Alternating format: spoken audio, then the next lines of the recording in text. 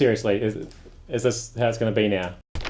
Well, hello there, and welcome to another episode of glennzb TV, the show that puts glennzb into your TV. This morning, go the hijab, the hijab. It's a headscarf. Basically, what this story is about is, there's a Saudi woman who does judo, and she has been allowed to keep the headscarf on while doing the judo. I think basically what they decided was it didn't really matter because she's not a real contestant anyway. They just invited her to go in the judo. She didn't really qualify or anything, so she's probably going to go out in the first round and nobody's even going to see the hijab. Anyway, when I first read that, I thought she was trying to use a Hijab, those cranes on the back of trucks, and I thought that's going to give her an unfair advantage. But it turns out it's just a headscarf, and I'm just glad she's not a swimmer or she'd probably drown. So anyway, that's probably good news for her. Speaking of swimming, what a segue. We've got the inscrutable swim of the 16-year-old Chinese girl who seems to be the fastest swimmer on earth, even faster than the blokes. And some people are suggesting that maybe there's something a bit fishy going on there with that result, beating the world record by a whole second and all this sort of thing. I think the real suspicious thing about her is that she is a teenager and she's up. Like, what teenager gets up before, midday, 1 o'clock in the afternoon? That is really weird. So, yeah, we need to look into that. And I'm just going to throw in a little. I've got a little apology here. I know it's not Friday, but this is the only. I had to quickly grab a topic. So if you just pretend that says Tuesday, feedback. Oh, it's Wednesday, isn't it? Oh, this is really going badly. But anyway, I just got some late breaking feedback that's just come in on the texting. I am going to unlike you on Facebook for your horrible comment about coming third. I don't see you at the Olympics coming anything, let alone third. It's a huge achievement, and to be there is amazing, let alone win a medal. And you are just mean, and your comment makes you unpatriotic and grumpy. Now, this is in response to a tweet I made earlier on this morning about the equestrian team who came third, and I may have just mentioned slightly sarcastically that meant that literally 10 people finished in front of them because their teams of 5. That's from my wife. I'm really sorry. I take it all back. And not just because that comment is from the domestic manager. Okay? I think I was just feeling grumpy, and this is because, another segue, injury update. And you know what that means?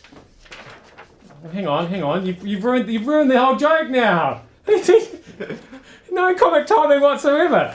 Look, let's try that again. Okay. Take that back. I go, injury update, and then I go, injury update, and then I go, injury update, because we've had several injury updates in a row, and Ed keeps printing out injury updates topics all the time. And then Ed goes, yeah, good timing, Ed, injury update. See that? So, you just completely, I don't even think I can be bothered doing the injury update now.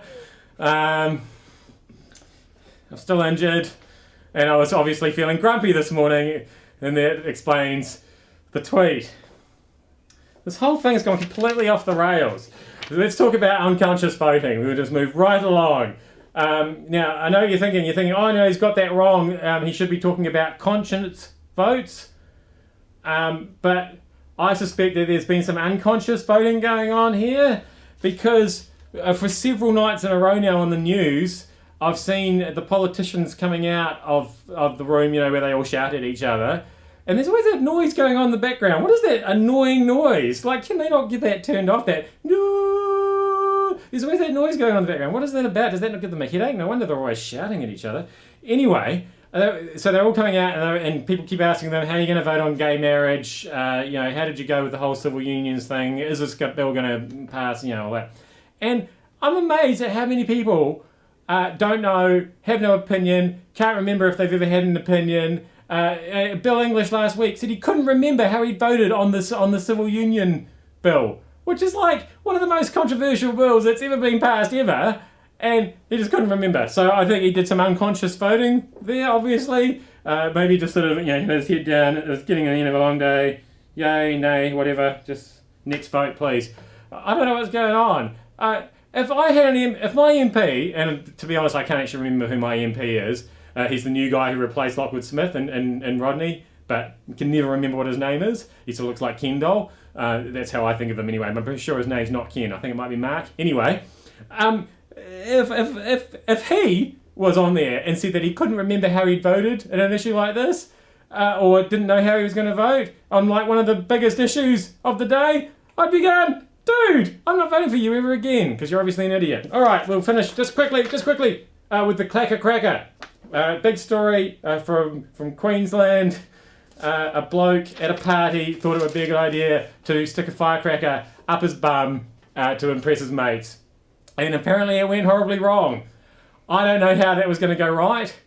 If you stick a firecracker up your bum, it's only ever going to go wrong. That's just my view. I don't know what he was thinking. I don't know how drunk you have to be to ever think that that's a good idea. Although in saying that, when the Chiefs win on Saturday night, maybe I'll give it a go.